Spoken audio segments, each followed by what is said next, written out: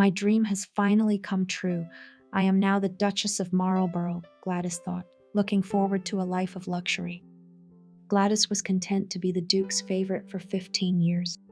Gladys Maria Deacon was born in Paris in 1881. Her parents were Americans. When Gladys was 11 years old in the house, there was a terrible crime. Her father, Edward Deacon, in a fit of jealousy, shot his wife's lover. Her father went to prison and Gladys was sent to a convent. A short time later, Edward Deacon was released from prison early. Florence, Gladys' mother, was afraid for her daughter. What if her husband took his anger out on the children? Florence kidnapped Gladys from the convent. But child welfare, surprisingly, decided to side with Gladys's father. Gladys ended up in America, where she spent 3 years with her unloved father until he was committed to a mental hospital where he died. Gladys's life had not gone well since childhood. She returned to Paris to live with her mother. Gladys Deacon spoke 7 languages, had a knack for science, and could hold a conversation on any subject. But her greatest asset was not her intelligence, but her beauty. Men were crazy about her. Gladys seemed like a dream come true, like a picture from a fairy tale book. She had blonde hair and blue-green eyes that made her look like a witch. But the witch was usually called a witch by jealous women. To men, Gladys was like a mesmerizing fairy. At the age of 14, Gladys read in the newspaper about a big celebration. Charles Spencer Churchill, Duke of Marlborough, would marry a wealthy American woman. Gladys wanted to be a duchess too. At that moment, Gladys believed in her glorious future, making a promise to herself to be the next Duchess of Marlborough. Marcel Proust wrote that he had never met a girl so beautiful, with such a great mind, so kind and charming. By then, everyone had forgotten about the Deacon family scandal. Gladys inherited $200,000 from her dead father. This money became her ticket to high society. Soon, all the noblemen talked about the beauty of one girl. Among the admirers of Gladys included the Russian ambassador and the Prussian prince.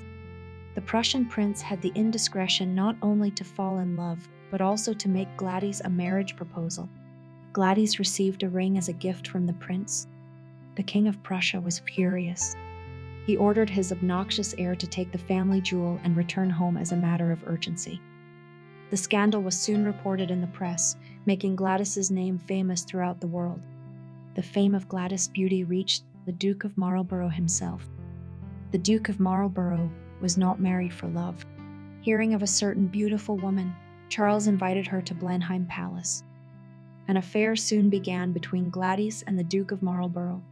As the ducal favorite, Gladys was for about 15 years. The Duke of Marlborough separated from his wife, but his wife was unwilling to grant the divorce until she herself found a new husband. When Gladys was 40 years old, her dream came true. She was still as beautiful as ever, despite a slight flaw in her appearance. At the age of 22, Gladys realized she had an ugly dimple between her forehead and nose. Then she resorted to plastic surgery, filling this dimple with wax. The wax began to migrate across her face, and these wax bumps had to be kneaded all the time. Because of this botched operation, Gladys had almost all the mirrors in the palace removed. Gladys' dream came true, and she became the Duchess of Marlborough, but she did not find happiness. As it turned out, Charles Spencer Churchill himself was a snob and a bore. For some reason, Gladys discovered this after 15 years of cohabitation. Gladys suffered 3 miscarriages. She became depressed. She longed for a family and the sound of children's feet stomping in the palace. Gladys turned her attention to the garden and began breeding the spaniels that were such a nuisance to the Duke of Marlborough. The dogs were ruining the luxurious carpets and antique furniture. Gladys kept a gun by her side.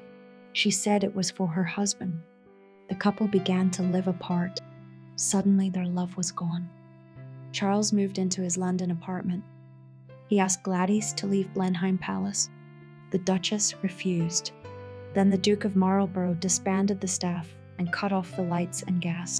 The couple would probably have divorced, but Charles died of cancer, leaving Gladys no good inheritance. Gladys decided to go into the shadows. She bought herself an inconspicuous little house with thick, dark curtains, left the house only after sunset, and called herself Mrs. Spencer. The neighbors had no idea she was a duchess. At the age of 81, Gladys was admitted to a mental institution at the insistence of her nephews. This hospital was more like a stately mansion, but as it was, it remained a haven for the mentally ill. At last, people knew where the famous Duchess of Marlborough had been missing for so many decades. The press was full of bright headlines. The Duchess of Marlborough has gone mad. Gladys spent another 15 years in this asylum for the mentally ill. She died all alone. She was visited only by one devoted Polish servant. Gladys's story has a sad ending. Her beauty and title did not make her happy, nor did her family happiness.